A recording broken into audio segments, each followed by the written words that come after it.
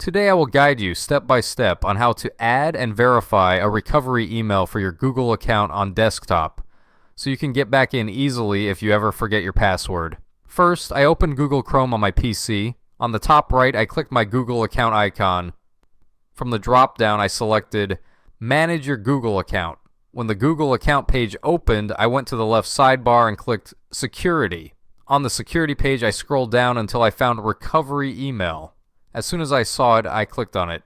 Here I tapped the button Add Recovery Email. A small window popped up with an email input box. I typed the email address I want to use for recovery and clicked Save.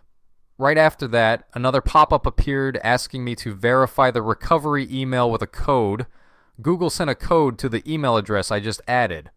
I opened my recovery email inbox, found the message from Google, and copied the verification code. Then I returned to the Google verification window, pasted the code into the input box, and clicked Verify.